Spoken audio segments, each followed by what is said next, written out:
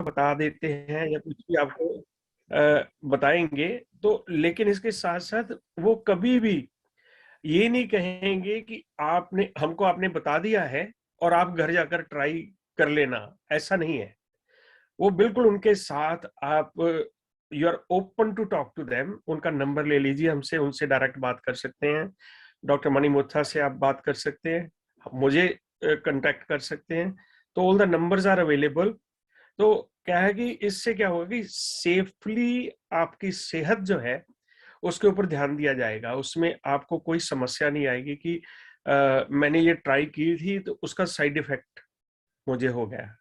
तो इस चीज का पूरा ध्यान रखिए। तो प्रोग्राम शुरू करने से पहले मैं आज का सिनॉप्सिस बता दूं। आज का हमारा जॉइंट पेन्स पर है। जॉइंट पेन्स के अलावा और भी टॉपिक जो है, आप सिर्फ मैसेज दे सकते हैं चैट बॉक्स पर मुझे और डॉक्टर मणिमुथा को। जब हम कोई ऐसा समय आया कि किसी और को बोलना है, वी विल अनम्यूट यू, तो आप उनसे बात करें या हमसे बात करें, तो ये बात अलग है। लेकिन बीच में प्रोग्राम जो है बिल्कुल साइलेंट रहेगा, ताकि आपको पूरे से पूरी मैक्सिमम नॉलेज मिल सके। नहीं तो अगर 3-4 लोग बोलना चाहते हैं, no no respect disrespect to anybody, लेकिन ये होता है कि कार्यक्रम में फिर जो हम प्रोड्यूस करना चाहते हैं वो नहीं कर पाते। इसके लिए हम माफी चाहते हैं कि आप अगर थ्रू ना हो पाए तो आप मैसेज दे दें, आपके मैसेज का जवाब जरूर मिल जाएगा। आज के स्कॉलर और आज का कारण क्या है, जॉइंट पेन जो हम कुछ वीक से कर रहे हैं। डॉक्टर भास्कर लास्ट वीक थे हमारे पास, तो उनकी जो बहुत ही अच्छा रहा। उनके सेशन दोबारा लेने पड़ेंगे because they were very very important for us. उनका काम अभी शुरू ही हुआ था, तो उसके बाद जब मेरी बात हुई तो कहते कि मैं एम्स में इमरजेंसी में मुझे अटेंड करना पड़ रहा है, तो नेक्स्ट डेट अवेलेबल करके हम उनको दोबारा लेके आएंगे। डॉक्टर भास्कर, जो इट्स काइंड ऑफ ड्रगलेस थेरेपी, उसमें आप मेडिसिन कितनी भी ले रहे हो, जो भी ले रहे हो, उसका जो दूसरा माध्यम है वो बताएंगे। उससे पहले डॉक्टर व्यंजना जी योगाचार्य, वो आए थे हमारे साथ। और हमारे साथ डॉक्टर मणि मुथा हमेशा ही हैं, जो कि वेरी हाईली क्वालिफाइड फिजियोथेरेपिस्ट हैं। तो आज जो है हमारे पास डॉक्टर किशोर राठौड़, ये एक ऐसी शख्सियत हमारे जीवन में जिनकी तारीफ और तारुफ का कोई ऐसा बनता ही नहीं है कि इनकी तारीफ की जाए। और ये बहुत ही हाई पोस्ट पर हैं। इनकी गुजरात गवर्नमेंट के साथ ये मेडिसिन के डॉक्टर हैं, और जॉइंट पेन के बारे में इनसे पूरी तरह एक एक बारीकी से हम बात करेंगे। और मैं उनको लाने से पहले चाहूंगा, डॉक्टर मणि मुथा प्लीज मंगलाचरण के लिए प्रोग्राम का आगाज करें। महाराज साहब को प्लीज आप स्पॉटलाइट कर दीजिए ताकि हम प्रोग्राम को आगे बढ़ाएं। Thank you.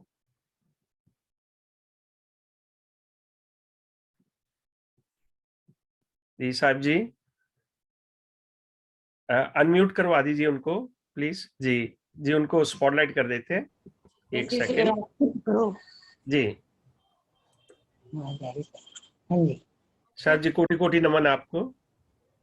बहुत बहुत शुभकामना, मंगल भावना। शुरू करो आप कर नवकार मंत्र शुरू करें। हाँ, जैसे भी मंगलाचरण, आपका आशीर्वाद। नमो अरिहंतानं, नमो सीतानं, नमो आयरियानं, नमो उभजायानं, नमो लोये सवसाहुन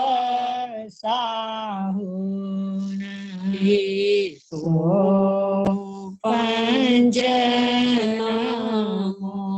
कारो सव पावपनासनो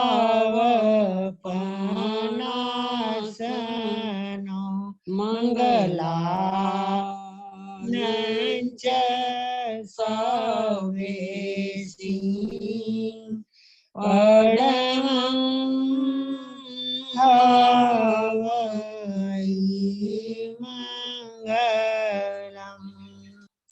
सर्वमंगल मांगलम सर्वकल्याणकारणम प्रदानां सर्वधर्माणां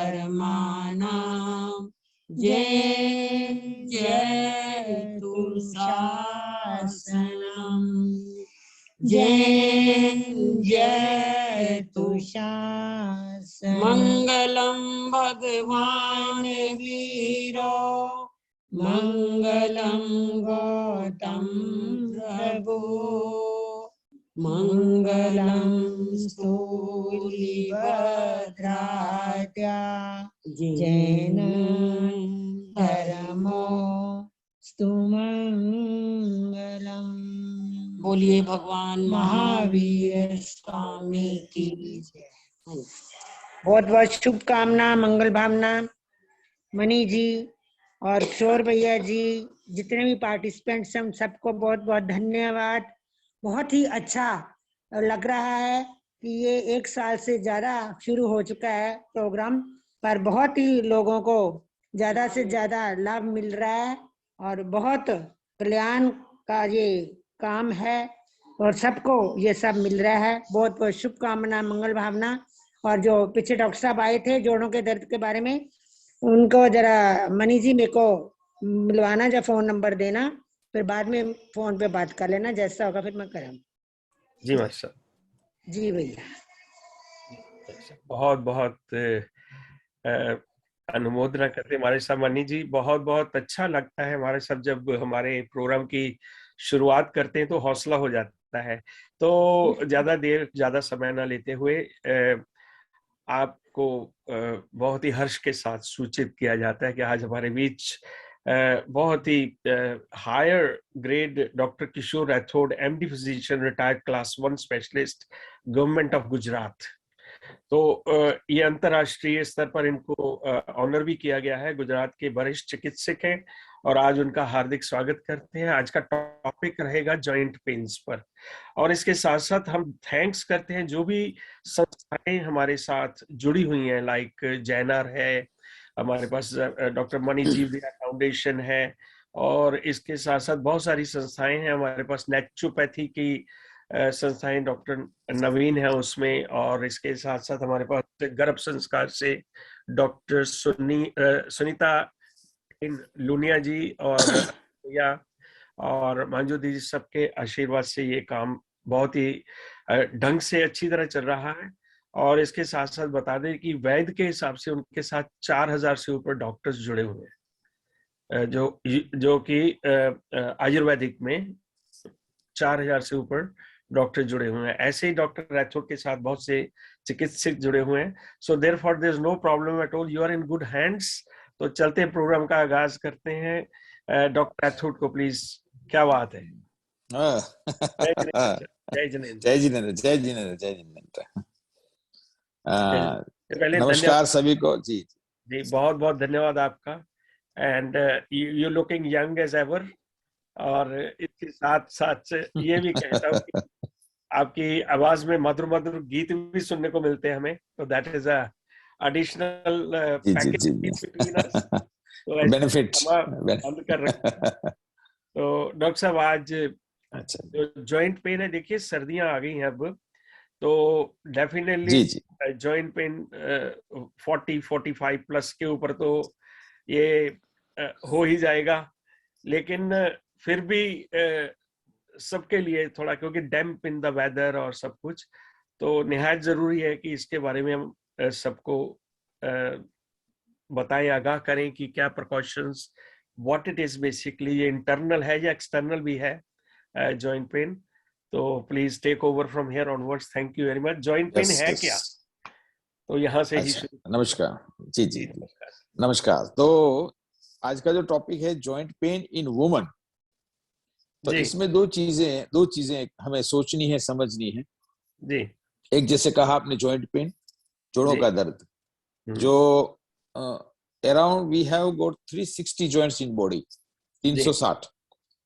तो किसी भी जॉइंट में अगर पेन हो तो ये जॉइंट पेन की डेफिनेशन में आएगा, उसके सब्जेक्ट में आएगा।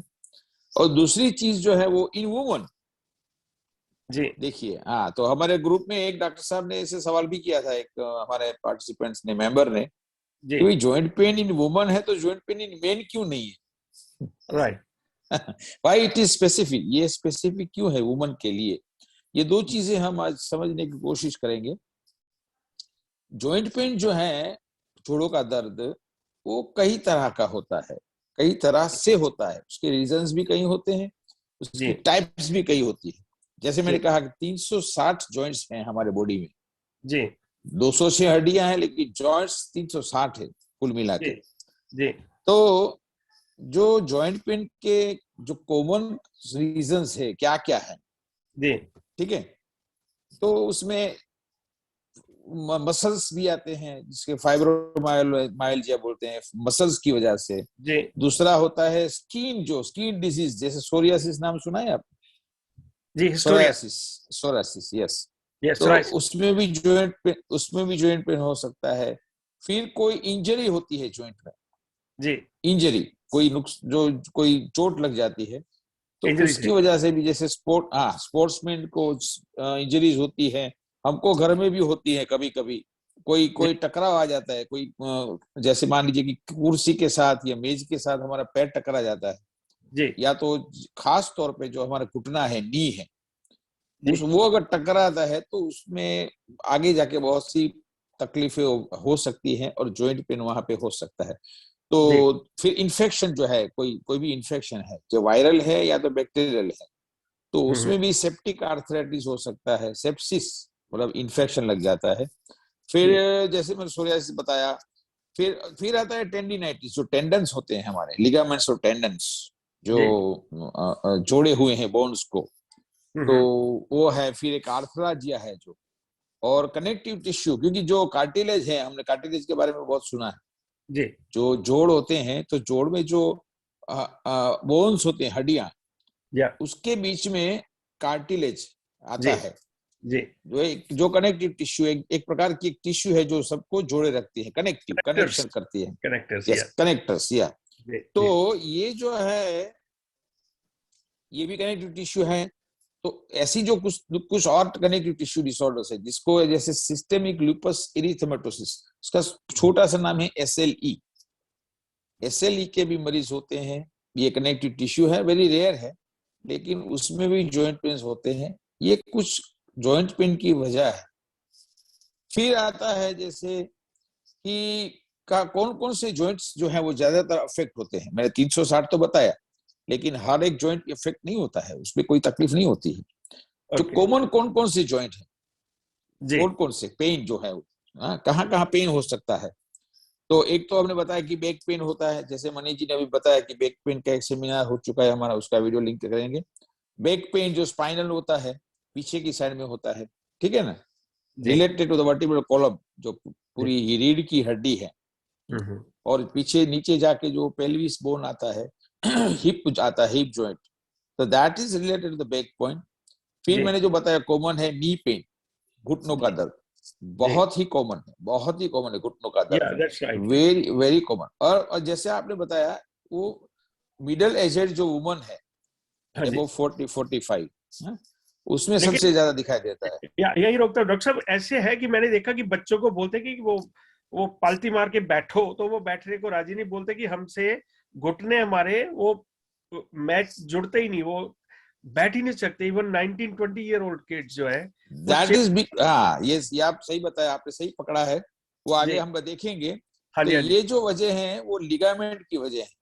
It okay. Is because of the ligament tear, जो मैंने बताया, स्पोर्ट्समैन होते हैं ना, स्पोर्ट्समैन, हाँ जी हाँ जी या तो खेल कूद करते हैं, जो बच्चे दौड़ते हैं, जी तो कभी क्या होता है कि एक बच्चा दौड़ रहा है, जी अब रन रन कर रहा है, ये रनिंग, जी अच्छा, रन करते करते सडनली मुड़ता है। जी अब देखा आपने, जैसे क्रिकेट जब खेलते हैं, या तो वॉलीबॉल खेलेंगे या तो फुटबॉल खेलेंगे जी बच्चे, जी। तो वो दौड़ेंगे और दौड़ते दौड़ते सडनली वो पीछे घूम जाते हैं, पीछे घूम जाते हैं। ठीक ठीक ठीक। एकदम एकदम तुरंत ही। जी तो ये जो सडनली जो मूवमेंट होती है नी जॉइंट की, ऐसे घूमते हैं ना, जी। तो उसकी वजह से लिगामेंट में टियर होता है। हाँ हाँ ओके। तो ये बात हुई कि स्पोर्ट्स में जो होते हैं, जो स्पोर्ट्स खेलते हैं बच्चे हैं, 18-19 साल के तो क्रिकेट खेलेंगे ना, गेम्स खेलते हैं। जी तो ये जो बच्चे गेम्स खेलते हैं, उनमें अगर नी जॉइंट का कोई प्रॉब्लम है, अगर वो आपने बताया कि वो पट्टी मार के नहीं बैठ सकते हैं या तो उनको नी पेन हो रहा है, तो that is because of the ligament tear. Right. उनको लिगामेंट में इंजरी हुई है जॉइंट्स के, और उसी हिसाब से उनको ये तकलीफ हो रही है। Ligament tear is very very common in the persons, in the children जो स्पोर्ट्स खेलते हैं। मैंने इसके पहले हमारी जो हुई थी वर्कशॉप, उसमें बताया सेमिनार में कि वो 5 लिगामेंट होते हैं नी जॉइंट में, और 5 में से जो लेटरल लिगामेंट है वो बहुत कॉमन है टूटने में, क्योंकि वो ऐसे सडनली जो मूव करते हैं ना, तो ये लेटरल लिगामेंट टूट जाता है। तो ये लिगामेंट जो टियर है, ये आपने बताया बच्चों के लिए बहुत ही कॉमन कंडीशन है, उसका रीजन है।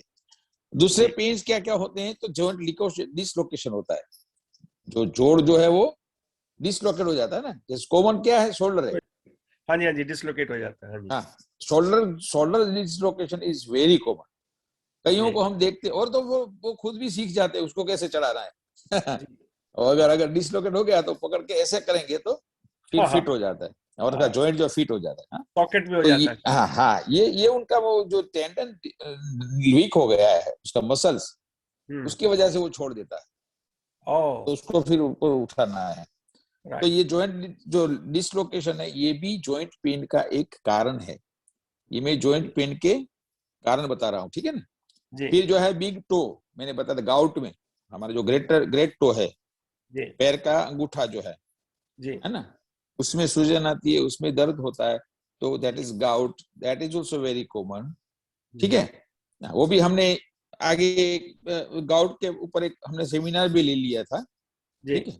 उसके बाद जो आता है स्प्रेन, मसल स्प्रेन, या जी। तो मसल स्प्रेन में क्या होता है कि एग्जैक्ट जॉइंट का कोई प्रॉब्लम नहीं होता है, लेकिन मसल की जो स्प्रेन होती है, तो वो मसल जो है वो जॉइंट को मूव करने से रोकता है जी। हाँ, और उसके हिसाब से वहां पे पेन होता है, मसल पेन होता है, स्प्रेन्स। फिर होता है यूरिक एसिड का, मैंने बताया था गाउट में जो यूरिक एसिड बनता है, यूरिक क्रिस्टल्स बनते हैं, और उसकी वजह से ये पेन होता है। अच्छा, अभी हम आगे जो बढ़ेंगे, तो जैसे मैंने बताया कि जॉइंट पेन जो है, उसमें भी नी जॉइंट जो है, उसमें 2 वजह खास है जी। एक तो बताया हमने, इंजरी बताया, ठीक है, जैसे कोई टकराव आ गया या लिगामेंट टियर हो गया, तो दैट इज द इंजरी, और इंजरी की वजह से पेन होता है। ये एक common condition, injury to the joint pain, to the knee joint. और दूसरी कुछ ऐसी कंडीशन जो हैं जिसमें इंजरी नहीं है जी, लेकिन और कोई वजह है, और कोई वजह है, क्या वजह है, तो हम जानते हैं, जैसे ऑस्टियोआर्थराइटिस इंडियन मिडिल एज में, ठीक है ना, जो उसका कार्टिलेज वो घिस जाता है, और उसके हिसाब से बोन फ्रिक्शन करते हैं जी, और वहां पे जो मूवमेंट भी रिस्ट्रिक्ट हो जाती है, पेन होता है, सूजन आ जाती है। फिर आता है रूमेटॉइड आर्थराइटिस, उसके बारे में भी हमने एक सेमिनार ले लिया पहले, रूमेटॉइड आर्थराइटिस, ठीक है ना। वो भी इन्फ्लेमेटरी कंडीशन है, ऑटो इम्यून कंडीशन है, इन्फ्लेमेशन होता है, जॉइंट स्वेलिंग हो जाता है, पेनफुल होता है, मूवमेंट जो है रिस्ट्रिक्ट हो जाती है। तीसरा हमने बताया था गाउट, यूरिक एसिड बढ़ जाता है, उसकी वजह से प्रोटीन मेटाबॉलिज्म में प्रॉब्लम होता है, यूरिक एसिड का बढ़ना जाता है, उसका क्रिस्टल जो है, उसके जो सॉल्ट क्रिस्टल्स हैं, वो एकदम मतलब छोटे छोटे और होते हार्ड होते हैं, तो वो डिपॉजिट हो जाता है जॉइंट में, और वहां पे वो पेन स्टार्ट होता है, यूरिक क्रिस्टल्स का, उसका डिपोजिशन होता है। तो ये जो चीजें हैं, ये है इंजरी के सिवा भी जो कंडीशन है, राइट। इन्फेक्शन जो मैंने बताया, एक सेप्टिक मैंने बताया था, सेप्टिक आर्थराइटिस, जिसमें इन्फेक्शन होता है। फिर जैसे हमने ये कार्टिलेज का बताया, ठीक है। फिर जस्ट क्विकली ब्रीफली, ये जो सेप्टिक इन्फेक्शन का बोला, ये कैसे अकर होती है, एक्सटर्नल इंजरी या इंटरनल? नहीं, सेप्टिक में क्या होता है, जैसे ये इंटरनल है, it's not injury, external injury. Septic arthritis जो होता है वो ब्लड के अंदर इंफेक्शन की वजह से वो जॉइंट में जाता है। Perfect, okay, fine. और वहां पे that is internal condition, external नहीं है, इंटरनल ही है।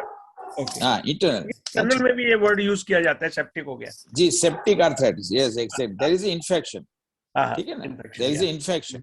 या दैट्स राइट, सो हाँ इमरजेंसी, या अच्छा, अभी जैसे बताया कि भाई कुछ जॉइंट पेन ऐसे होते हैं जो जी वुमन में कॉमन है। तो कौन कौन से कॉमन है? एक तो ऑस्टियोआर्थराइटिस है, दूसरा जी होता है rheumatoid arthritis, they both are very common in woman. और जो गाउट बताया तीसरा कॉमन, जी मैंने बताया कई और प्रकार के रीजंस हैं जॉइंट पेन है, लेकिन इंपॉर्टेंट ये तीन है जो कॉमन भी है, नंबर वन। दूसरा जिसको हम कंट्रोल भी कर सकते हैं, जी ठीक है ना। और जी जी तीसरा, ये तीन में से कुछ में आपको कोई सर्जिकल प्रोसीजर भी मिलती है उसको जी ठीक करने में। तो ये तीन कॉमन है, ऑस्टियोआर्थराइटिस, रूमेटॉइड आर्थराइटिस और गाउट। काउंट, तो या गाउट जो है वो मेन में कॉमन है, पुरुष में, मर्द में। गाउट जो है वो पुरुष में कॉमन है, फीमेल में पुरुष होता है, लेकिन मेल में इट इज वेरी कॉमन। और जी ऑस्टियोआर्थराइटिस और रूमेटॉइड आर्थराइटिस, ये जी जो दो चीजें हैं, ये दो जी। कंडीशन, ये वुमन में बहुत कॉमन है, ये मेल इसके में कम दिखाई देती है। हाँ जी, रूमेटॉइड आर्थराइटिस के सिम्टम्स क्या होते हैं, जस्ट थोड़ा मैंने वो, बताया एक तो सूजन आ जाती है जॉइंट में, जॉइंट्स में सूजन, दूसरा सूजन और रेडनेस, जॉइंट रेड हो जाता है, लाल हो जाता है, ओके क्योंकि ये इन्फ्लेमेशन है, इन्फ्लेमेटरी डिजीज है, ओके, इन्फ्लेमेशन होता है जॉइंट के अंदर। या अब तीसरा जस्ट मैंने बोला पेन, सीवियर सीवियर पेन। ठीक है, और राइट, चौथा जो है वो रिस्ट्रिक्टेड मूवमेंट, रिस्ट्रिक्शन, जॉइंट की जो मूवमेंट है, हाँ, वो बहुत रिस्ट्रिक्ट हो जाती है। फिर दूसरी बात जो इंपॉर्टेंट है, जो पेन है, पेन जी pain severity severity of the pain, जी, उस जो ज्यादा दर्द होता है वो रूमेटॉइड आर्थराइटिस में होता है कंपेयर टू ऑस्टियोआर्थराइटिस। और वही मैं आपसे पूछ रहा, इसमें टेंडरनेस, जी टेंडरनेस, टेंडरनेस, हाँ, tenderness, tenderness, yes yes yes, tenderness, tenderness is more common in rheumatoid than the osteo. Right right, तो इसमें और अगर सीवियरिटी जो है पेन जी की सीवियरिटी, दैट इज आल्सो। जी, तो इसका मतलब जस्ट फॉर सेल्फ डायग्नोसिस, अगर इसको प्रेस करें तो वो स्किन नीचे रुक जाती है, थोड़ी धीरे धीरे ऊपर आती है, तो इसका मतलब ये स्वेलिंग जो है वो, अच्छा ओके, ठीक है, दैट्स फाइन, सो कुछ हाँ, तो हाँ जो आपने बताया ना, उसको खड्डा हो जाता हाँ, है, खड्डा, खड्डा हो हाँ हाँ जाएगा आप वही, अगर हाँ, फिंगर हाँ जी, डालेंगे ना, वो या फिर अपने आप ऊपर आ जाता है, दैट इज ओके ओके, थोड़ा पस इन्फ्लेमेशन हो जाता है ना उसके अंदर, उसकी या वजह से। जस्ट अच्छा, गॉन तो थ्रू, अभी जो इन्फ्लेमेशन आई का, एम आस्किंग, हाँ जी नहीं वही मैं बता रहा हूँ, उसकी 5 चीजें हैं, देखिए देयर आर 5 थिंग्स। आप जी, इन्फ्लेमेशन बता रहे थे ना जो रूमेटॉइड में, हाँ जी, पूछा हाँ जी आपने कि उसमें क्या होता है। तो एक तो मैंने क्या बताया कि रेडनेस आ जाती है, लाल हो जाता है, जी रेड। फिर जी दूसरा क्या होता है, जो जॉइंट होता है ना, जॉइंट जी, वो गर्म होता है, हीट। आप उसको टच करेंगे ना, तो तो हीट दूसरा अक्सर, एरिया टच करो आप। हाँ, ओह तो पर्टिकुलर एरिया की बात कर रहा हूँ, जैसे ये जॉइंट है मेरा, हाँ ये जी, जॉइंट है एल्बो, हाँ तो जी, मैं यहाँ टच करूंगा तो इस कोल्ड नॉर्मल, ओके जी, यहाँ टच करूंगा तो टेम्परेचर नॉर्मल। लेकिन अगर ओके, जॉइंट पे टच करूंगा तो वहां पे हीट होगी, यहाँ ज्यादा टेम्परेचर होगा। कारण restriction of blood circulation, inflammation, inflammation, inflammation, ठीक यस, है जी इन्फ्लेमेशन की वजह से देयर आर 5 साइंस जो मैं बता रहा हूँ आपको। क्या दिखना है, एक तो आपको सूजन दिख रही है उसमें, जी दूसरा रेडनेस आ रहा है, लाल दिख रहा है, लाली दिख रही है, तीसरा जी क्या है, तो लोकल टेम्परेचर जो है वो बढ़ा हुआ है, जी ठीक है। जी फिर चौथी बात क्या होती है कि उसका जो फंक्शन है वो लॉस हो जाता है, रिस्ट्रिक्टेड फंक्शन। जी हेलो, जी जी, डॉक्टर साहब आपको हाँ, मैं, तो उसका जो फंक्शन है, हाँ वो, जी जी कोई बात नहीं, आवाज आ रही है, मैं आपको स्पॉटलाइट कर रहा हूँ, नहीं कोई बात, हाँ। जी तो जी और क्या है कि इसकी जो मूवमेंट रिस्ट्रिक्ट हो जाती है और पेन होता है, 5 चीजें। जी फिर से मैं रिमाइंड कर देता हूँ, एक तो उसका रेड कलर हो जाता है, दूसरा जी होता है जो लोकल टेम्परेचर वो गर्म होता है, हीट होता है, जी फिर उसमें रेडनेस आ जाती है, फिर उसमें जी पेन होता है, और जी लास्ट में जो होता है उसका फंक्शन जो है, काम जो है वो थोड़ा कम हो जाता है जॉइंट का, जी देयर जी is a loss of function of the joint. ये 5 चीजें इन्फ्लेमेशन यानी कि रूमेटॉइड आर्थराइटिस में दिखाई देती है, जी ओके। अच्छा, अभी फीमेल में क्यों ये कॉमन है, देखिए अब आते हैं अपने हमने हमारे सवाल पे कि ये जी जॉइंट पेन जो है why it is common in female. जी तो एक तो क्या है कि हमारा पहले से आदिकाल से, जब हम आदि मानव थे, जंगल में रहते थे, और आज तो थोड़ा लाइफस्टाइल चेंज हो गई। लेकिन पहले से क्या होता था कि जो मेल्स जो थे, आदमी थे, जी, उनको उनका जो काम था वो आउटडोर था, शिकार करना है। परफेक्ट, फिर जो जो जाते थे तो जो यस, जानवर थे, जो एनिमल्स, उसके पीछे उसको दौड़ना पड़ता था जंगल में। बिल्कुल बिल्कुल, या तो उससे क्या होता था कि उनके जो मसल्स जो थे वो बहुत ही पावरफुल थे। मसल्स मास जो है, मसल मास ज्यादा था, वो पावरफुल थे, दौड़ते थे, काम करते थे, मतलब बहुत ही हेवी वर्क, फिजिकल वर्क। मेरी आवाज आ रही है? हाँ जी, बिल्कुल बिल्कुल, अच्छा हाँ जी, हाँ जी, वो हेड अच्छा। कर रहा था वो, चलो ठीक है, ठीक बिल्कुल आ रही है। है, हाँ जी, हाँ जी, ओके ओके। या तो उसकी वजह से उनका जॉइंट का जो स्ट्रक्चर था वो जी, बराबर फिट था, उसका जॉइंट का प्रॉब्लम नहीं था। वो होता था तो इंजरी का होता था। हम्म, अगर जॉइंट का कोई प्रॉब्लम मेल्स में होता था पहले के जमाने में, आदिकाल में, तो उनको इंजरी की वजह से, जैसे दौड़ते दौड़ते गिर गए या तो कुछ लग गया, पत्थर लग गया पैर में, तो right, that was only the injury.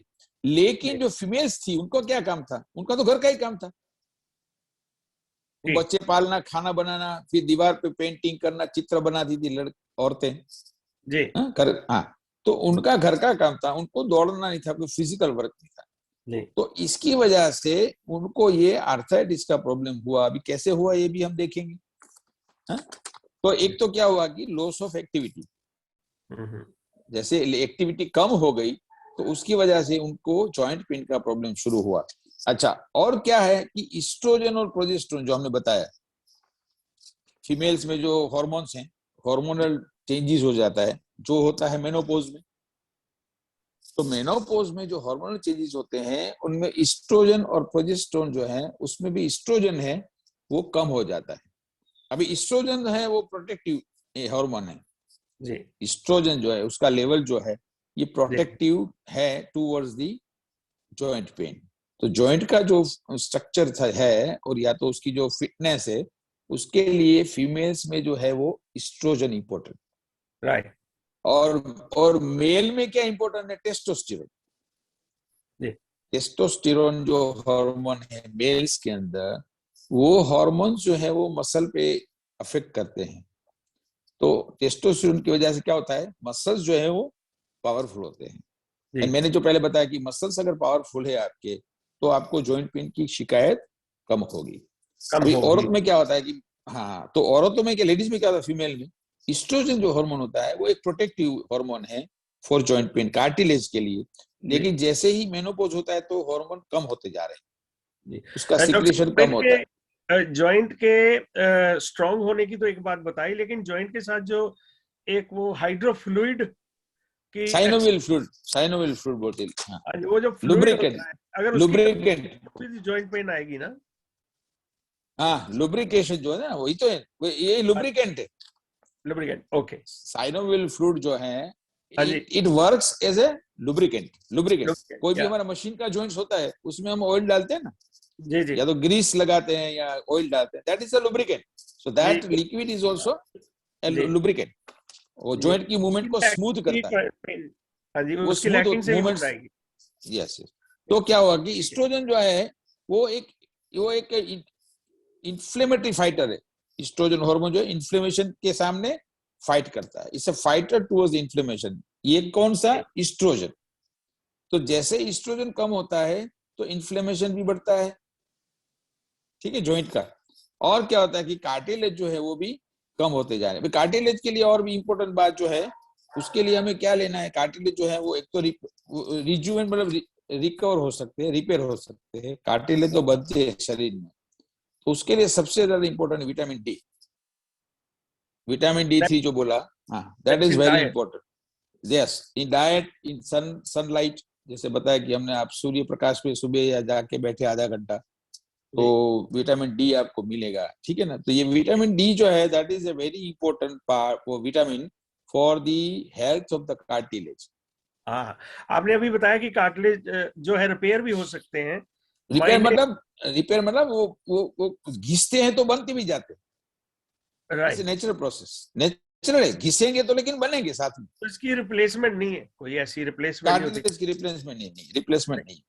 Okay, ठीक, रिप्लेसमेंट नहीं कार्टिलेज, ठीक है। ओके। अच्छा अभी क्या है, हाँ अच्छा, तो अभी दूसरा क्या हुआ कि टेस्टोस्टेरोन बताया कि जो प्रोटेक्ट करता है मेल को, बिकॉज ऑफ दी स्केलेटल जो है मसल हमारा है उसको स्ट्रांग बनाता है टेस्टोस्टेरोन। अच्छा तीसरा एक हार्मोन जो है उसको कहते हैं रिलैक्सिन, ये फीमेल की बात कर रहा हूँ। फीमेल में एक तीसरा हार्मोन जो है उसका नाम है रिलैक्सिन। अभी ये जो तीसरा हार्मोन रिलैक्सिन है वो हर औरत में जब ओव्यूलेशन होता है, आप समझे ओव्यूलेशन, उसका जो माहवारी होती है ना महीना, और उसमें जो अंड निकलता है बाहर, ठीक है, तो ओव्यूलेशन के टाइम पे ये रिलैक्सिन जो हार्मोन है वो ज्यादा हो जाता है, वो बढ़ता है ओव्यूलेशन के टाइम में, और जब प्रेगनेंसी होती है तब वो सबसे ज्यादा बढ़ा हुआ होता है। ओके, रिलैक्सिन हार्मोन का लेवल प्रेगनेंसी के टाइम पे एकदम बढ़ा हुआ होता है, ठीक है। तो अभी ये रिलैक्सिन जो है वो क्या करता है, वो जॉइंट को डिस्टेबिलाइज करता है। क्या करता है, जॉइंट को डिस्टेबिलाइज, स्टेबिलिटी जो होती है ना उसकी, उसको डिस्टेबिलाइज करता है, और ये डिस्टेबिलाइज करता है उसकी वजह से कार्टिलेज का डैमेज होता है जी। रिलैक्सिन हार्मोन फीमेल के अंदर जो होता है वो कार्टिलेज को डैमेज करता है, ठीक है, और उसकी वजह से आर्थराइटिस और नी पेन होता है। तो अभी मैंने बताया कि तो ओव्यूलेशन में होता है रिलीज, दूसरा मैंने बताया प्रेगनेंसी में होता है। तो इसका मतलब ये हुआ कि आफ्टर मेनोपॉज रिलैक्सिन का काम नहीं है, वो तो मेनोपॉज पहले ही होगा ना, जब ओव्यूलेशन होगा तो मेनोपॉज होगा तो ओव्यूलेशन बंद हो जाएगा। बिल्कुल बिल्कुल जी, ये लॉजिक है, ठीक है ना। यंग लेडी जो है, यंग फीमेल्स हैं जो चाइल्ड बियरिंग एज में है, जो मेनोपॉज के पहले के एज में है, जिनको ओव्यूलेशन होता है हर महीने, माहवारी होती है, उनको जो अगर कुछ प्रॉब्लम होता है जॉइंट का या कार्टिलेज का, तो that is because of relaxin hormone. Okay sir, ये that is because of the relaxin hormone जो डिस्टेबिलाइज करता है जॉइंट को और कार्टिलेज को डैमेज करता है। जी आप में क्लियर होगी इस बारे में? एक क्वेश्चन है, और जो एक मैंने बताया जी, एक क्वेश्चन आया था बीच में, वो था कि यूरिक एसिड एक्सेसिविटी के बारे में आपने शुरू किया था ना, तो व्हाट इज द वो तो है जी, उसके लिए प्रिवेंशन वो गाउट वो ले लेंगे बाद में, अभी बीच में लेंगे तो ये फिर थोड़ा ट्रैक चेंज होगा। वो गाउट में जो बताए, हाँ यूरिक एसिड के बारे में हमने बता दिया। क्वेश्चंस आर कमिंग इन, लेकिन वो ऑलरेडी आप आंसर उसके दे ही रहे हो। या मैं दे ही रहा हूँ, हो जाएगा। और ठीक है, यूरिक एसिड के बीच में बता दूं तो यूरिक एसिड जो है वो प्रोटीन मेटाबॉलिज्म के प्रॉब्लम की वजह से बढ़ जाता है उसका लेवल। तो उसको एक तो डाइट तो ठीक है, लेकिन उसके लिए मेडिसिन लेनी जरूरी है। हाँ, और हमने जो आप पहले डिस्क्लेमर देते हैं वो मैं अभी दे रहा हूँ कि हम जो है इस सेमिनार में हम कोई मेडिसिन या तो कोई पर्टिकुलर ड्रग ट्रीटमेंट हम नहीं बताएंगे, क्योंकि वो हर एक पेशेंट जो हर एक आदमी होता है उसके ऊपर डिफरेंटली अफेक्ट करता है। उसका हमें हिस्ट्री फ्रॉम योर साइड, क्योंकि मैंने तो बोल ही दिया था। अच्छा हाँ, मैं तो इसीलिए चाहता हूँ कि जो क्वेश्चन भेज रहे हैं मैं उनके लिए भी माय अपॉलॉजी कि ट्रीटमेंट नहीं बता सकेंगे जी और हाँ, परहेज बता सकते, ट्रीटमेंट बताएंगे लेकिन 1-to-1 उसका पूरा हिस्ट्री लेना पड़ेगा, उनके पूरे रिपोर्ट्स देखने पड़ेंगे, उनको पूछना पड़ेगा, उनकी कंडीशन के बारे में देखना पड़ेगा। कभी कभी मैं फोटोग्राफ्स भी मंगवाता हूँ, कभी कभी मैं वीडियो मंगवाता हूँ, और उसके हिसाब से हम मैनेज कर सकते हैं। जी, तो हमारे लिसनर्स के लिए ये अच्छी बात है कि डॉक्टर साहब सच ए सीनियर डॉक्टर, आप जन सेवा में सक्रिय हैं। तो अगर आपको कोई भी किसी तरह की प्रॉब्लम है हेल्थ रिलेटेड, उसके इलाज अब सेमिनार में पूछने की बजाय उनको डायरेक्ट संपर्क किया जाए, तो that will be the best for everybody's interest. Thank you sir. और हम टेलीमेडिसिन करते हैं और करेंगे, there is no problem, telemedicine करते हैं, उसका कोई प्रॉब्लम नहीं है, लेकिन वो 1-to-1 होगा। अगर आपको स्पेसिफिक ट्रीटमेंट चाहिए किसी को कंडीशन के बारे में, तो वो तो 1-to-1 होगा। अगर कोई प्रोसीजर करनी है, ऑपरेशन करना है, तो वो तो ठीक है, या तो फिजियोथेरेपी करनी है, दैट इज ओके। लेकिन अगर आपको मेडिकल कंडीशन है जहाँ साथ में हाइपरटेंशन डायबिटीज है, ठीक है ना, या तो गाउट जो है उसमें आपका यूरिक एसिड का लेवल कितना है वो देखना पड़ेगा, उसके हिसाब से हम ट्रीटमेंट भी देंगे और दवाई से ठीक भी होता है, there is no problem for that, अच्छा हो जाता है। हाँ। लेकिन एक बात में बीच में बोलता हूँ, जो कि किसी भी प्रकार का जॉइंट पेन हो, जॉइंट पेन या तो आर्थराइटिस हो, कोई भी, या तो जॉइंट पेन हो, गाउट का हो या ऑस्टियोआर्थराइटिस हो या रूमेटॉइड आर्थराइटिस हो, लेकिन एक जो नॉन मेडिसिनल, मैं क्या बोल रहा हूँ, नॉन मेडिसिनल, मेडिसिन नहीं, हाँ, लेकिन वो एक उसका यूज है एक चीज का, वो मैं बताना चाहता हूँ, क्योंकि मैं ले रहा हूँ 3 साल से, मैं 3 साल से रहा हूँ, around 3 years I am taking, that is the American, not American but apple vinegar, cider vinegar, apple cider vinegar, apple cider vinegar, हाँ, apple vinegar cider, am I clear? मिलता है जी, वो बहुत ही इफेक्टिव है और पूरी बॉडी के लिए, not for the joint only, लेकिन the health of the body, yes, पूरी बॉडी, आपको कहीं everywhere it will work at each level. Vinegar cider, अगर आपके पास पेन एंड पेपर है तो डॉक्टर साहब खुद भी ले रहे हैं, तो उसके लिए किस मैं बात 3 साल से रहा हूँ, आई एम टेकिंग 3 years। वो उसको एक ग्लास में 1 चम्मच डाल के लेना है with water, okay, dilute it please, क्योंकि वैसे बहुत स्ट्रॉन्ग आता है, हाँ, डाइल्यूट कर, स्ट्रॉन्ग आता है, इट्स वेरी स्ट्रॉन्ग, डाइल्यूट, तो उसको आपको 1 ग्लास के अंदर 1 चम्मच डाल के उसको डाइल्यूट करना है। ओके, ठीक है। ये कौन सा विटामिन वो नहीं, विटामिन नहीं है, वैसे, it's not a otherwise vitamin. Apple की अगर देखें तस्वीर तो विटामिन सी में आ गई ना, हाँ, नहीं, वो तो विटामिन सी है, आयरन भी है, आयरन भी है, ओके, उसमें आयरन भी है, एप्पल में आयरन तो है ना, आप ओके, एप्पल को काटेंगे और रख देंगे तो क्या होती है, सरफेस कैसी हो जाती है, डेफिनेटली, या आप हम एप्पल को काट के उसको छोड़ दें रूम में, तो उसको कैसा हो जाता है, या उसकी वो सरफेस हमारे कैसी हो जाती यहाँ जी यूके में कहावत है, Apple a day keep a doctor away. है। आप मत, वरना हम कहाँ जाएंगे फिर। आप एप्पल को प्रमोट नहीं करते। नहीं नहीं, झूठ है ना हम आपके मैं साथ। मैं कह रहा हूँ एप्पल सीडर विनेगर की इफेक्ट बहुत अच्छी है, और लेना, आप गूगल सर्च करके उसके फायदे देख लीजिए। देखिए, मैं देखने में थोड़ा लगता हूँ there is a long list, आपको बताऊं मैं, जी, एप्पल सीडर विनेगर जो है, उसकी जो, उसको कहाँ कहाँ काम करता है, कैसे कैसे दे सकते हैं, कितनी कंडीशन में काम आता है, there is a long list, तो वो अभी हम नहीं डिस्कस करेंगे, लेकिन मैं एडवाइस करूंगा कि जॉइंट पेन पीपल जो कैन है गूगल इट, उसमें आप, जॉइंट पेन में आप वो एप्पल सीडर विनेगर ले, वो बहुत ही फायदेमंद है, दैट इज फैक्ट। सर आज ही अच्छा, आएगा, शॉपिंग लिस्ट में चला गया। थैंक यू, और मुझे बताइए फिर आपको क्या इफेक्ट होता है।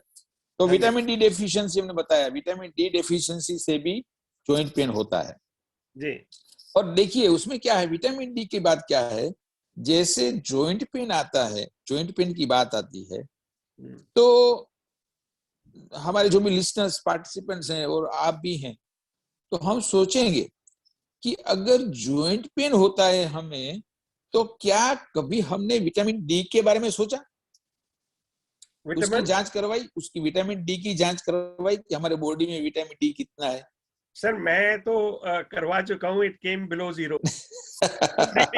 नहीं, मैं क्या बोल रहा हूँ, देखिए जी, मैं ये कहने की कोशिश कर रहा हूँ जी, कि हमको जब भी जॉइंट पेन होता है, जॉइंट पेन, जी, तो हम खुद अपने तरीके से विटामिन डी की टेस्ट नहीं करवाते, हाँ, आप समझे मेरी बात, जी, जी, हम नहीं करवाते, हम तो जाएंगे डॉक्टर के पास, ऑर्थोपेडिक सर्जन के पास जाएंगे और जांच करवाएंगे, एक्सरे निकलवाएंगे, ठीक है, एमआरआई करवाएंगे, सीटी स्कैन करवाएंगे, लेकिन विटामिन डी डेफिशिएंसी हो सकती है, ये हम खुद कभी सोचते नहीं।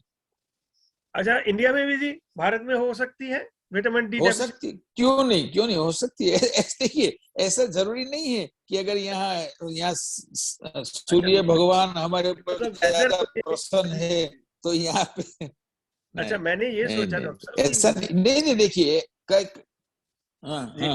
इसलिए हुई है क्योंकि यहाँ पर नेली 11 महीने बादल होते हैं, 10 महीने बादल ही होते हैं, धूप कम होती है, तो जब भी मैं कभी भारत आता था तो I was feeling perfectly fine, तो एक बार मेरे फिजिशियन ने बोला कि ऐसा करते हैं, विटामिन डी टेस्ट करवाते हैं, राइट, तो करवाया तो बिलो 0 आया सर, तो उसके बाद उन्होंने कंटिन्यू रोटी के साथ साथ टैबलेट भी लगा दिए कि खाने के बिल्कुल बिल्कुल। टैबलेट लेकर अगर कहीं जाना नहीं है। डॉक्टर साहब, यस यस, वो आप वीकली ले सकते हैं 60,000। ये क्वेश्चन ये why there is a pain in pelvic joint during pregnancy? वो तो स्ट्रक्चर मतलब फंक्शनल है, इससे फंक्शनल। एक तो ये, दूसरा मैंने बताया ना, प्रेगनेंसी में क्या होगा, कौन सा हार्मोन होगा ज्यादा? हाँ जी, प्रेगनेंसी होती है तो कौन सा हार्मोन ज्यादा आता है मालूम? अभी तो बताया मैंने जवाब तो दे दिया उसका। ठीक है, रिलैक्सिन, रिलैक्सिन हार्मोन, उसकी रिलैक्सिन एग्रेसिविटी हो हार्मोन। जाती है। या ठीक, यस यस, रिलैक्सिन हार्मोन, वो तो बता जी। दिया मैंने, ठीक है ना। तो इसके लिए तो रिलीफ दैट इज करने के लिए रिलेटेड टू कुछ, रिलैक्सिन। इसे रिलीफ करने के लिए फिजियोथेरापी, ठीक है, वो तो एनालिसिस ले सकते हैं हम। कुछ पाने के नंबर वन लिए कुछ एनालिसिस। और फिजियोथेरापी जो आफ्टर डिलीवरी जो फिजियोथेरापी है ना, वो मणि मैडम बताएंगी।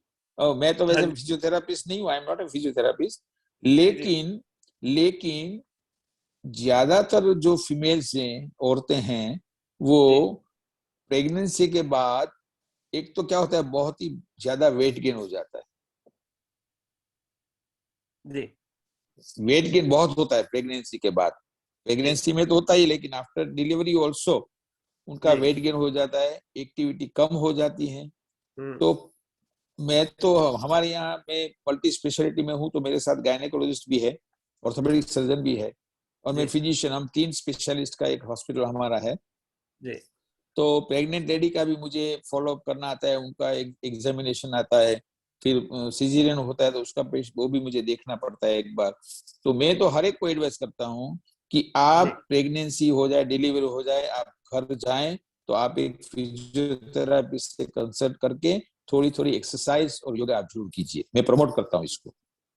Perfectly fine. ये मेरी क्योंकि रिक्वेस्ट हाँ, है सभी से, please keep your videos on, तो ताकि हमें भी पता चले हम किसी से बात कर रहे हैं। तो ऐसा लग रहा है हम दीवारों से बात कर रहे हैं। नहीं, हम दोनों तो बात करें तो चलेगा, आप और मैं तो ही। I know. But it will be nice to interact people ना। बीच में आ जाए, डजंट मैटर। आपके घर मंदिर हैं, बड़े सुंदर हैं, अच्छा लगता है। आपकी डिकोर हम कॉपी करते हैं यूके में। क्या बात अच्छे, है। आपके आज आपका पर्पल कितना अच्छा लग रहा है, एक रूम में ऐसा ही बनवाऊंगा। क्या बात है, इसमें मजा आ 3 गया। कलर लगाए। There are 3 colors. Yeah, I know, I can see that purple with the combination of a dusky pink और उसके 3 साथ कलर है यार। ठीक है, चलिए। अच्छा, अभी दूसरी बात मैं बताऊं कि जॉइंट पेन वुमेन में क्यों ज्यादा होता है। एक और पहलू इसका देखते हैं, जो कॉमन है। और ये जो हमारे पार्टिसिपेंट जो हमको सुन रहे हैं, देख रहे हैं, तो वो भी नोट करके रखें, अपने लिए भी नोट करें, अपने जो बच्चे होते हैं या तो लड़कियां जो है, अपनी लड़कियां, उसके बारे में भी नोट करके रखें। बहुत ही मैं इम्पोर्टेंट बात बोलने जा रहा हूँ। अच्छा, आपने नॉकनी का नाम सुना है? नॉकनी, नॉकनी, ये जो नी होता है ना, हाँ जी, हाँ, ऐसे ऐसे अंदर बिल्कुल की साइड में, हाँ, हाँ, जो हमारा नी जॉइंट है वो टच होता है, ट्विस्ट एंड लॉक किया। हाँ जी, यस। तो ये नॉकनी जो है, that is common in the females. Male में स्ट्रेट होते हैं लेग, आप मेल को देखिए, नोकनी नहीं होगा, राइट। तो ये जो नोकनी है, ये भी एक इम्पोर्टेंट रीजन है, एक वजह है आर्थराइटिस नी जॉइंट के लिए, क्योंकि उसमें क्या होता है कि there is a friction between the joints. तो उसकी वजह से भी कार्टिलेज जो है वो डैमेज होता है, और ये नी जॉइंट का प्रॉब्लम नॉकनी वाले जो फीमेल्स हैं उसमें ज्यादा दिखाई देता है, नॉकनी, ठीक है ना। You can see अच्छा, from the shape of the legs coming down, you can see clearly उसका कि top to bottom there's a like half moon circle towards the feet. yes, yeah, exactly. हाँ, अच्छा, अभी दूसरी बात क्या है, जो फीमेल्स की जो जॉइंट्स होते हैं, ठीक है ना, नी जॉइंट, अभी नी जॉइंट में एक पार्ट है, एक और नी जॉइंट में, एक तो फीमर बोन होता है ऊपर जो बड़ा वाला हमारा, ठीक है, नीचे 2 छोटे बोन है, टिबियो फिबुला, तो 3 बोन हो गए, और एक चौथा भी है जिसको बोलते हैं पटेला या नीकेप, राइट। नीकेप जिसको नीकेप भी बोलते हैं, उसको पटेला भी बोलते हैं। तो ये जी। क्या होता है कि ये चार चीजें जो है, ये कार्टिलेज है, पटेला इज ए कार्टिलेज, जी। फीमर बोन नीचे के दो ये आया, टीबियो फिबुला आया, और आगे नी के जी। पाया। तो ये चार हम्म। चीजें काम सिंक्रोनाइज में काम करती है, एक साथ मिलजुल के। राइट। हम नी जॉइंट का इस्तेमाल करते हैं, हम जब हमारा घुटनों का इस्तेमाल होता है, वो जब काम करते हैं हम्म। उस टाइम पे ये चार चीजें हैं वो एक सिंक्रोनाइजेशन में मिलजुल के काम करती है, जी। तभी तो जॉइंट काम करेगा ना। हम्म। लेकिन फीमेल्स में क्या होता है, ये सिंक्रोनाइजेशन नहीं होता। जी। हाँ, उसमें फीमर, टिबियो फिबुला, नी कैप जो है उनका जी। सिंक्रोनाइजेशन नहीं होता। इसकी वजह से उनका कार्टिलेज जो है ना, वो कार्टिलेज घिसते रहते, राइट। उसके कार्टिलेज घिसेंगे। क्योंकि पटेला जो है, पटेला का पोजीशन जो है वो ओड होता है फीमेल में, नेचुरल, इससे नेचुरल। राइट। ये इनका कोई दोष नहीं है, बट नेचुरली ये स्ट्रक्चरल बुद्ध ऊपर वाले ने ऐसा बनाया। तो ओके। नीक नोक, हाँ, नोकनी जो है, नोकनी की वजह से भी ये हो सकता है। दूसरा मैंने जो बताया स्ट्रक्चरल जो चेंजेस है उसका, नी जॉइंट का, बोन्स का जो पोजीशन है, वो जी। पोजीशन इस तरीके से है ताकि उसमें फ्रिक्शन होता है, ज्यादा घिसाव होता है, राइट। और उसकी वजह से कार्टिलेज डैमेज होते हैं, और उसकी वजह से ऑस्टियोआर्थराइटिस फीमेल में ज्यादा होता है। Oh. Okay, am I clear for that part? Right.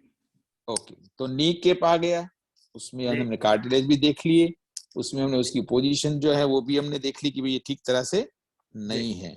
अच्छा, अभी ये जो एक होता है अलाइनमेंट हमारा, जी, repeat again please. Alignment, joint का अलाइनमेंट। अलाइनमेंट, हाँ अलाइनमेंट आता है। तो बैक बैक। हाँ, वो जो नी केप बोला मैंने, नी केप उसका अलाइनमेंट बोला, सिंक्रोनाइजेशन में काम करता है। जी। हाँ, तो अभी क्या हुआ कि ये जो प्रॉब्लम है सिंक्रोनाइजेशन की, जी। वो ज्यादा बढ़ जाती है कौन सी कंडीशन में, जब हमारा नी जो है वो ज्यादा एक्सटेंड होता है। ये जो नी है इसको फ्लेक्शन होता है, ये स्ट्रेट होता है, एक्सटेंशन, पूरा लेग जो है ये नी, समझ लीजिए, समझ लिए नी है आपका, या। ठीक है। तो ये ऐसे होता है ना, ऐसे। जी। अच्छा, अभी कुछ कोई कंडीशन ऐसी है उसमें ये ज्यादा होता है, ऐसा राइट। एक्सटेंड हो जाता है जहां तक मैक्सिमम। तो वो कौन सी कंडीशन में होता है, जब औरतें हाई हील सैंडल पहनती है। मैंने जो बताया ना कि आप ये पार्टिसिपेंट्स भी ध्यान रखें, अपने बच्चों को भी ध्यान में रखें कि हाई हील सैंडल्स पहनने से नी आर्थराइटिस ज्यादा हो सकता है। हाई हील से? Yes, that what I am pointing out, मैं ये पॉइंट आउट कर रहा हूँ। ओहो, आपने एक बंद करवा नहीं है डॉक्टर साहब। कंपनी वाले मुझे मारेंगे क्या सुनेंगे तो। ओहो, हाई हील से फीमेल्स में नी आर्थराइटिस ज्यादा हो सकता है। मेरी बहनें, मेरी बेटियां, माताएं, नहीं, इसीलिए मैंने पहले ही बात बोल दिया था कि हमारे जो भी मेंबर्स पार्टिसिपेंट्स हैं वो खुद भी ये ध्यान रखें और अपने बच्चों को भी ये सिखाएं, बच्चों को उनको भी सिखाएं, क्योंकि हाई हील पहनने से वो आगे जाके 100% नी आर्थराइटिस का प्रॉब्लम हो सकता है, क्योंकि डैमेज हो रहा है ना यार। आप सुनिए, ये गोल्डन टिप्स अब आपको इसी चैनल पर ही मिलेंगे। और कहीं नहीं मिलेगा। आपकी शख्सियत का कद वैसे ही बहुत ऊंचा है, अरे बढ़ाने की जरूरत नहीं है हील पहन के। Don't worry about it. So therefore क्या बात है, हील पहनने से आदमी ऊंचा थोड़ा होता है। हाँ बिल्कुल बिल्कुल, हाँ जी। आदमी का कद तो अपने काम से बढ़ना चाहिए, वो तो सही बात है, आपको बताइए। तो हाई हील जो सैंडल चप्पल जो हैं, मतलब शूज जो हैं, वो रिकमेंडेड मैं नहीं कर रहा हूँ। लॉजिक है मैं और दूसरी बात किशोर जी, मैं जो बोल रहा हूँ कि मैं सेमिनार में या मेरे पेशेंट्स के पास या मेरे कंसल्टेशन में या और कहीं स्पीच देता हूँ, तो जो भी चीजें मैं बोलता हूँ, जो भी सेंटेंस बोलता हूँ, वो मैं पूरा पहले समझता हूँ, उसका लॉजिक समझ लेता हूँ, और मेरे दिमाग में जब फिट बैठता है उसके बाद ही मैं बोलता हूँ। ये मेरी एक हैबिट है, ये मेरा नेचर है कि मैं पूरा समझ लेता हूँ पहले मैं क्या बोलने जा रहा हूँ। और मुझे क्या कहना है, जैसे मैंने ये लिख लिया पूरा, ठीक है ना, सवाल सवाल अब हील की एक्सपेरिमेंट वन मोर आपको कह रहा हूँ कि कहते कि जो हील में दो तरह की हील होती है, पेंसिल हील और प्लेटफॉर्म हील। हाँ, तो doesn't matter, heel is a heel. Yes क्योंकि यस, आपका जो फ्रंट टो है ना उसके ऊपर हाँ, पड़ता है, बाकी हील ऊंची उठ जाती, बस ऐसे। बस तो बस, आप ऐसे नहीं ऐसे उसमें, हाँ वो तो नहीं, उसमें क्या है देखिए, जैसे फ्लैट फुट होता है ना, फ्लैट फुट होता है, कभी कभी ऑर्थोपेडिक सर्जन भी थोड़ी सी हाई, मतलब फ्लैट हाई वाली चप्पल या तो सैंडल्स पहनने की एडवाइस देते हैं, तो वो तो ठीक है, वो तो उसकी पर्टिकुलर वे, जो इंसान जो है, आदमी है या औरत जो है, उनकी कोई कंडीशन ऐसी होती है जिसमें ऑर्थोपेडिक सर्जन खुद उनको हील वाला कोई भी सैंडल या पहनाते हैं, एडवाइस देते हैं, तो ये डिफरेंट चीज है। लेकिन आपने जो बताया पेंसिल हील जो पहनती है ना फैशन में, या लड़कियां ज्यादा पहनती एक पेंसिल हील और प्लेटफॉर्म हील दोनों ही है। हाइट उठाती हैं जी, एडी से वो हाइट उठाती है। एक्चुअली तो कोई देखिए, हाई हील मतलब वो प्लेटफॉर्म हो या पेंसिल हो, कोई पैर शुड बी फ्लैट वन, हमारा पैर तो फ्लैट ही होना चाहिए ना। हाँ। तो अभी अभी देखिए लॉजिक ये भी आ गया कि मेन में क्यों नहीं होता, क्योंकि वो हील पहनते ही नहीं है। मेल जो है वो प्लेटफॉर्म हील भी नहीं पहनते बेचारे, अभी चप्पल है तो स्लीपर पहनते, तो उसमें कहाँ ही लाएंगे। डॉक्टर साहब एक है डिजाइन ना? मैंने और पूछना है, क्योंकि हमारे ना कुछ बच्चे पहनते हैं, उनकी हील जी, की हाइट और फ्रंट जो पैर है उसकी हाइट, सोल की हाइट दोनों एग्जैक्टली फिर लेवल हो जाती है, वो तो चलेगा ना? नहीं देखिए, ये जो पैर है ना, हाँ पैर जी, जैसे ये पैर आया, तो हाँ ये जी, अगर फ्लैट रहता है तो ओके, ओके, ऐसे नहीं रहना चाहिए, दैट्स फाइन। ये ऐसे नहीं रहना, ऐसे नहीं रहना चाहिए, ठीक है ना। वो फ्लैट रहता है तो इट्स ओके, फ्लैट में कोई प्रॉब्लम नहीं। Right right right right. तो कह रहे हैं कि एक कंपनी है जो soft cushioned heel, orthopedic heel बोलते रेकमेंड करते हैं, ये सेल करने का फंडा है जी। डोंट वरी अबाउट इट, आपका पैर डी शेप है पहले से ही, जैसे orthopedic heel doesn't mean anything. So yes heel is a heel. Yes, वो हील इज अ आपके हील। फ्रंट के जो टोज है वो नीचे रखेगा, आपकी हील ऊपर उठ जाएगी। सो देयरफॉर आपका पोस्चर जो है वो डेफिनेटली इफेक्ट होगा, उसके साथ साथ आपके नीज के ऊपर इफेक्ट होगा। ये शॉर्ट वर्जन है, मेरे को एज ए मेल समझ आ गया डॉक्टर साहब, मुझे जी पता जी। नहीं मतलब लेडीज समझती है तो भेज रहे हैं मैसेज बार बार। मेल मुझे वो तो देखिए देखिए, वो तो वीडियो में तो आ ही रहा है। एक काम हाँ जी, करते हैं, मैं मनी मैडम से भी एक सजेशन करता हूँ, आपको भी सजेस्ट करता हूँ कि जी हमारे लेक्चर्स जो हैं उसमें जो भी टिप्स जो आती है, जी जो भी टिप्स 1 2 3 4 करके उसको बुलेट पॉइंट्स करके, तो जी, एक ऐसी टिप्स के लेटर भी, पेपर भी हम सर्कुलेट कर सकते हैं सबको, तो हैंडी रेडी रेफरेंस रहेगा। परफेक्ट जैसे मैंने बताया कि भाई high perfect. Heel is not invisible, ठीक है ना, at high any heels and whether it's high, orthopedic heel और एनी हील, क्योंकि ऑर्थोपेडिक नाम यूज कर लिया उन्होंने। नहीं मैंने तो कहा ना कि जो डॉक्टर साहब ने एडवाइस किया वो पहनो आप।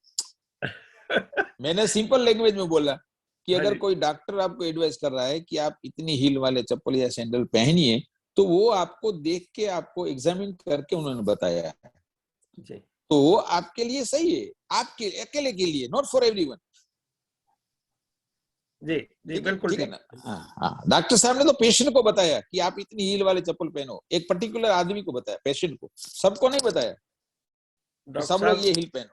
हाँ डॉक्टर साहब, समस्या पता क्या है? जी जी जी। ये ना अब फैशन के हिसाब से उन्होंने अपनी क्लोथिंग, ड्रेस क्लोथिंग सारी कुछ वैसी की वैसी, length of their trousers, uppers and all this वैसे बनवाई हुई है। अब हील वाले सैंडल या कटवाने के लिए थोड़ा मुश्किल हो रही है, तो जी जी might as well take precautions, और लेटर डेट समस्या आनी है इसके लिए आगाह कर रहे हैं, दैट्स ऑल, है ना? यस। तो और एक और आगे बढ़ते हैं। जी टाइम क्या हुआ, 8:30 हो रहा है, मैं अभी 10 मिनट में पूरा कर रहा हूँ मेरा। जी जी तो एक जो है चीज जो है ओबेसिटी, हमने ओबेसिटी का भी लेक्चर ले लिया, सेमिनार। जी जी वेट गेन, जो ज्यादा वेट होता है, it's not a fun fact, मैं कोई मजाक नहीं कर रहा हूँ, लेकिन जी फैक्ट ये है, हकीकत ये है कि औरतें हैं जो, उनका वेट मर्द से ज्यादा होता है, they have the access wait. वो प्रेगनेंसी की वजह से होता है, आफ्टर प्रेगनेंसी हो सकता है, कोई एक्टिविटीज नहीं है उसके लिए हो सकता है। ओबेसिटी जो वेट गेन मैंने बताया था, बीएमआई बताया था, बेसल बॉडी मास इंडेक्स, ठीक है ना। जी उसमें बताया था कि कितना 18 से 0.5 से अगर आपका बीएमआई कम है तो आप अंडरवेट है, 18 to 25 में नॉर्मल है, 25 अप जो है वो आप तो ओबेस में आते हैं, ओबेसिटी में, ओवरवेट में, उसके ग्रेड्स बताए थे। तो वेट ज्यादा है अगर ओबेसिटी, तो ओबेसिटी जो है वो आर्थराइटिस के लिए एक डेंजर बात है, उससे ऑस्टियोआर्थराइटिस हो सकता है। जी तो ओबेसिटी भी एक वजह है, तो वजन जो है उसको भी हमें कंट्रोल करना है, उसको मैनेज करना है। वो हम कर सकते हैं, डाइट से कर सकते हैं, लाइफस्टाइल मॉडिफिकेशन से कर सकते हैं, फिजियोथेरापी से, योगा से कर सकते हैं। और जो भी मेडिकल कंडीशन है जैसे डायबिटीज है, हाइपरटेंशन है, या हाइपोथायरॉयडिज्म या हाइपरथायरॉयडिज्म जो है थायराइड हार्मोन प्रॉब्लम है, तो उसको अगर हम कंट्रोल कर लें मेडिसिन से, तो भी हमारा जो आर्थराइटिस है पार्ट वो कम होता है, वो प्रिवेंट होता है। तो ओबेसिटी या तो वेट गेन जो है वो सबसे ज्यादा इंपॉर्टेंट चीज है आर्थराइटिस के लिए, उसको रोकथाम के लिए या तो उसको कंट्रोल करने के लिए। ऐसा एक स्टेटिस्टिक है मेरे पास कि अगर हमारा 1 पाउंड मतलब somewhere around 0.45 kg, half kg, अगर हमारा वजन 1 पाउंड बढ़ता है, सुनिए आप, जी हमारा वजन अगर 1 पाउंड बढ़ता है तो हमारे नी जॉइंट पे 4 पाउंड का स्ट्रेस आता है। Oh my God. Yes, OMG. yes, it's OMG. Yes, it's oh my God.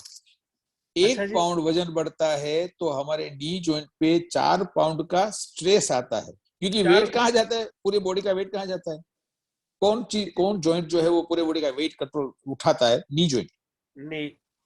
हाँ, तो 1 पाउंड वजन बढ़ने से नी जॉइंट पे 4 पाउंड का प्रेशर आता है। तो अभी आप समझ लीजिए कि वेट गेन जो हमारा वेट कितना होना चाहिए। ओवरवेट या तो ओबेसिटी बहुत ही खराब चीज है, अगर हमारा जॉइंट के बारे में सुने तो सोचे तो ओबेसिटी को कंट्रोल करना, या तो वेट ना बढ़े, बढ़ा हुआ वेट जो कम हो, वो कैसे करना है आप डाइटिशियन से कंसल्ट कर सकते हैं, डाइट प्लान बना सकते हैं, फिजियोथेरापी, योगा क्लासेस कर सकते हैं। लेकिन मैं सजेस्ट करूंगा, मैं एडवाइस करूंगा कि जिनका भी वेट ज्यादा है होना चाहिए उसके हिसाब से, अगर हाइट की वजह से या तो बीएमआई जिनका हाई है, वेट ज्यादा है, तो उनको वेट कंट्रोल करना तो बहुत ही जरूरी है, वरना आगे जाके आर्थराइटिस का, नी जॉइंट पेन का प्रॉब्लम होना और होना ही है। जी एक क्विक फार्मूला डॉक्टर साहब बीएमआई का, वेट कितना होना चाहिए हाइट के मुताबिक? वो मैंने बताया था उसके पहले कि रफ एस्टिमेशन ऐसा है कि हम क्विक हमारी हाइट जो है इंच में 6 फीट, जैसे हमारी हाइट 6 फीट है तो कितना इंच हुआ, कितने इंच हुआ? 72 इंच। हाँ 72, तो वेट कितना होना चाहिए, 72 kg। Oh simple, 1 inch to 1 kg। लो जी, दैट मेल के लिए भी और फीमेल के लिए भी। सबके लिए 1 each 1 kg, दैट्स ऑल। ये रफ एस्टिमेट है, इतना कर सकते तो हमारा बीएमआई कंट्रोल रहेगा। तो आज जो भी अटेंड कर रहे हैं पूरे परमानेंट मार्कर से लिख लो, अब दीवार पे लिख लो, अपने दीवार वो पे आईने, नहीं जो जहां वो आपका आईना होता है ना ड्रेसिंग टेबल का, नहीं हाँ, या तो बाथरूम के आईने पे लिख दो, या तो ड्रेसिंग टेबल के आईने पे, जहां आप रोज अपना चेहरा देखते हैं, वहां पे आप लिख लीजिए कि 1 inch is equal to 1 kg, 1 inch height is equal to 1 kg weight। Doctor साहब मुझे तो जंगलों में जाना पड़ेगा। क्यों? आईना ढूंढने। अच्छा, और आगे बढ़ते, और एक चीज बाकी जो है वो है hereditary. One can blame to the grandma कि मेरी हार्ट कंडीशन ये क्यों है जी। हा? तो एक तो मैंने जो बताया rheumatoid arthritis auto immune disease है, वो हेरिडिटरी है। तो वो हेरिडिटी से आगे की पीढ़ियां से भी आ सकता है, rheumatoid arthritis auto immune heredity genetic जो है, ठीक है ना। तो फैमिली हिस्ट्री अगर आर्थराइटिस की, रूमेटॉइड की है, तो उसमें आपको ये ज्यादा रिस्क रहता है रूमेटॉइड आर्थराइटिस का, और वो दोनों में रहता है बराबर, मेन वुमन दोनों में, not only for the females और द वुमन, दोनों में ज्यादा रहता है। फिर लेकिन जो मेन से मेन में आने का वजह है ना, उससे ज्यादा फीमेल से फीमेल आता है, आप समझे। अगर हमारे पूर्वज जो है वो मेल जो है, अगर हमारे ग्रैंडफादर है तो ग्रैंडफादर में से ग्रैंडसन में कम आता है, लेकिन ग्रैंड मदर से ग्रैंड डॉटर में ज्यादा आता है। Am I clear? उसका जो परसेंटेज वाइज में बोल रहा हूँ कि अच्छा। ग्रैंडफादर से ग्रैंड सन में आने का परसेंटेज जो है वो कम है, लेकिन ग्रैंड मदर से ग्रैंड डॉटर में आने का परसेंटेज ज्यादा है आर्थराइटिस का। Oh my God. अच्छा जी, ठीक am I clear? Grandmother from father side या मदर साइड?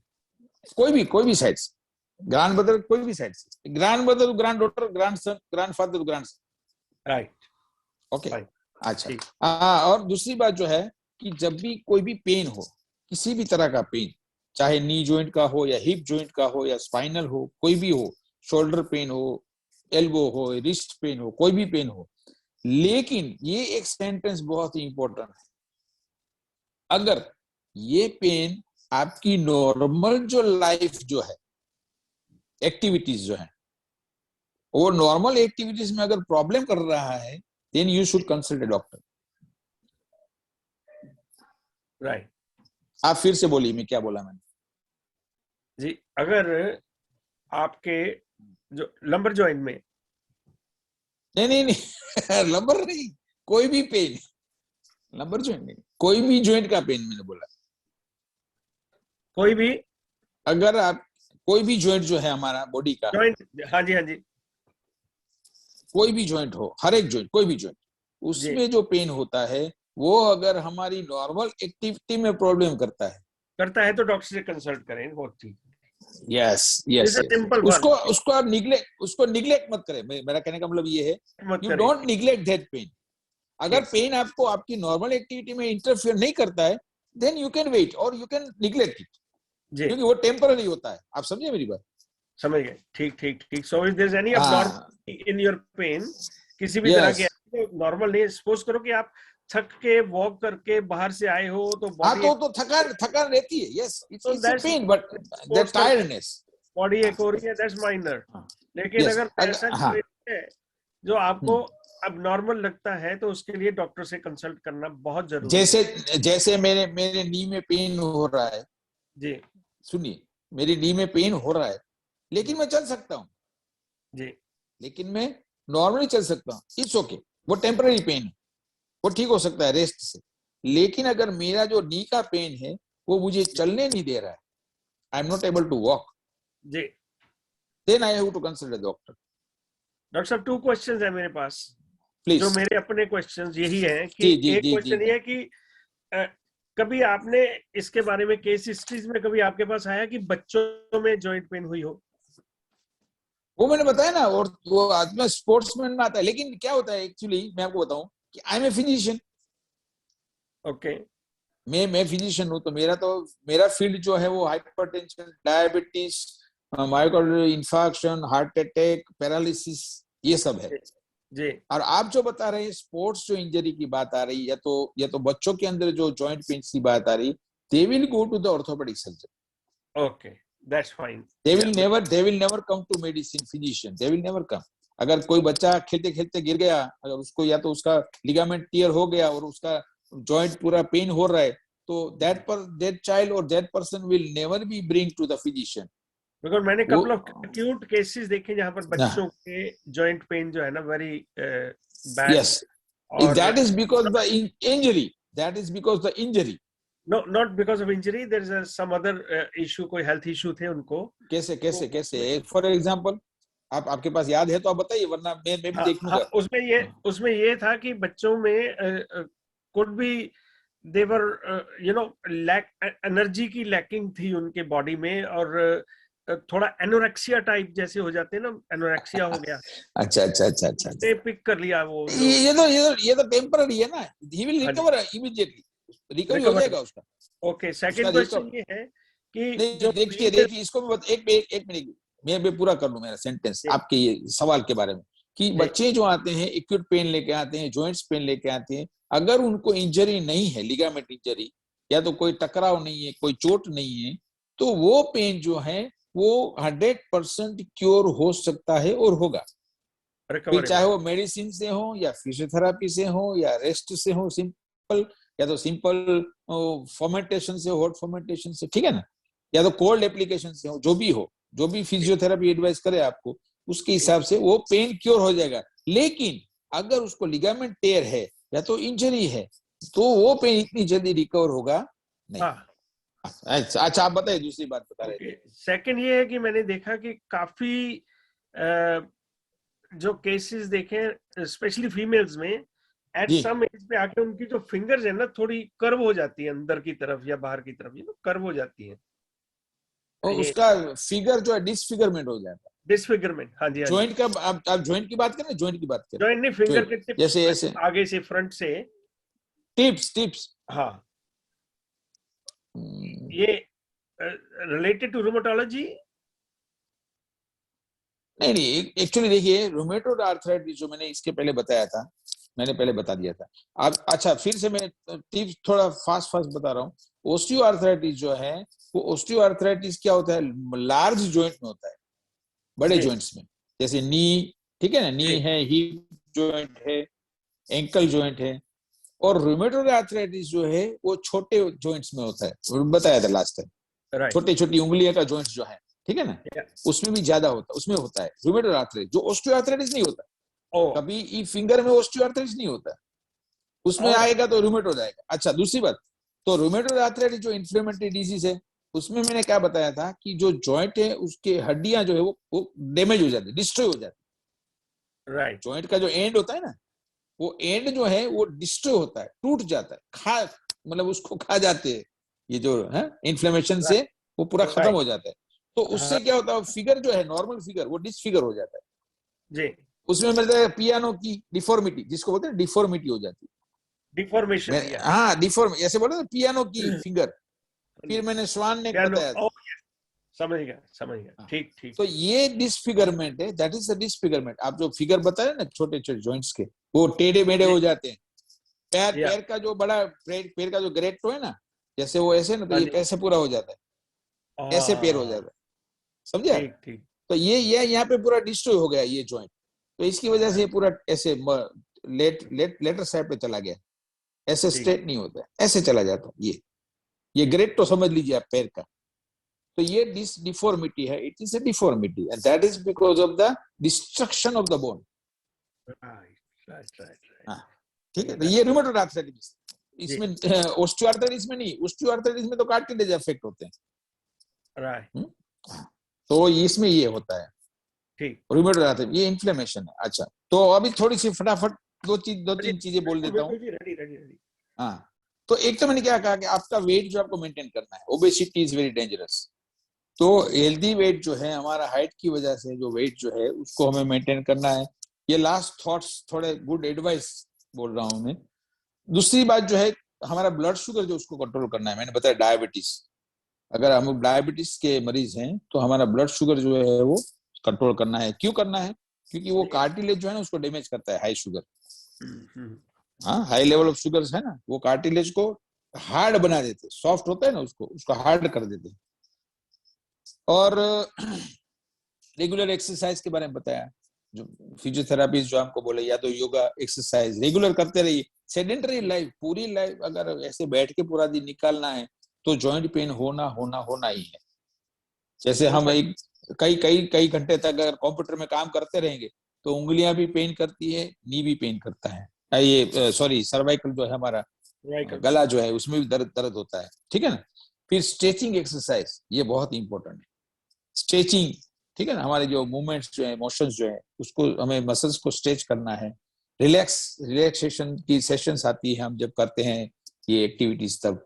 हाँ, मैं जब ट्रेनिंग में जाता हूँ कहीं तो हमें एक 10 मिनट की हम रिलैक्सेशन की, स्ट्रेचिंग की एक्सरसाइज सबको करवाते before we start our session, ताकि सब रिलैक्स हो जाए।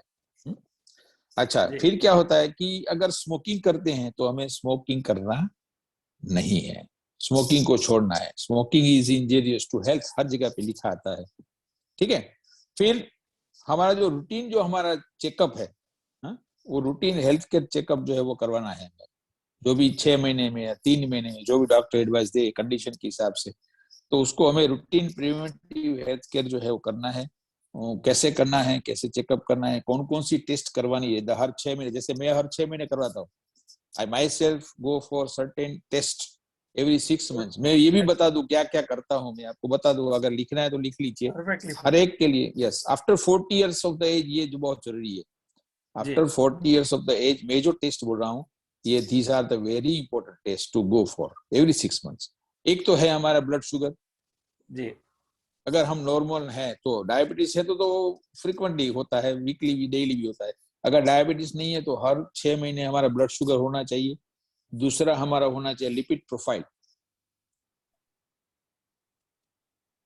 लिपिड प्रोफाइल उसमें पूरा आ जाएगा, कोलेस्ट्रॉल आ जाएगा, ट्राइग्लिसराइड आ जाएगा, एलडीएल आ जाएगा, एचडीएल आ जाएगा, पूरा पूरा प्रोफाइल, लिपिड प्रोफाइल बोलते हैं उसको, ठीक है ना।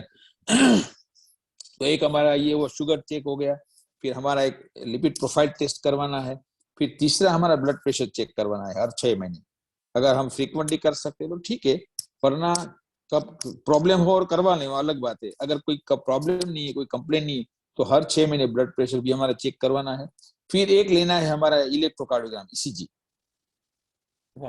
Okay, ECG is must, yes, electrocardiogram is must at every 6 months period after 40 years, even though there is no complaint। देखिए मैं बोल रहा हूँ बोथ मेल एंड दोनों के लिए, एवरीवन, इसमें कोई डिस्क्रिमिनेशन नहीं है, सेक्स डिस्क्रिमिनेशन नहीं है, फॉर एवरीवन। ठीक, हाँ, आफ्टर एज ऑफ द 40 ये चीजें हर 6 महीने, अगर नॉर्मल है तो भी करवानी जी। If we don't have any complaint, अगर कोई कंप्लेंट नहीं है हमको तो भी ये टेस्ट करवानी है। ब्लड शुगर है, लिपिड प्रोफाइल है, ब्लड प्रेशर मेजरमेंट है, ईसीजी है, और लास्टली एक्सरे, चेस्ट का, हाँ, चेस्ट का एक्सरे। तो उसमें क्या आएगा?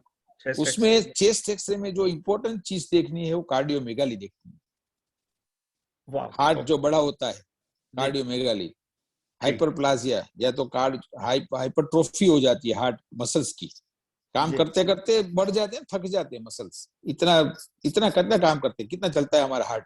जी जी, हाँ, एक मिनट में 80 टाइम्स, नॉर्मली 80 बीट्स होती है हमारी पल्स रेट जी। तो एक मिनट में 80 बार ये ऐसे करता है हार्ट हमारा। तो आप सोचिए कि 24 घंटे में या तो एक साल में कितना करता होगा। तो इसकी वजह से जो मसल्स होते हैं ना वो थोड़े स्लो हो जाते हैं जी। हाँ, तो उसकी वजह से वो हाइपरट्रोफी या तो हार्ट जो बढ़ता है, कार्डियोमेगाली बोलते हैं। एक ये मिनट नॉर्मल बीट करता है जी, 80 टाइम्स। 80 हाँ, उसकी रेंज जो है, there is a range 60 to 100। राइट, चलो 80 लगा के भी चले तो एक घंटे में 4800 है ना।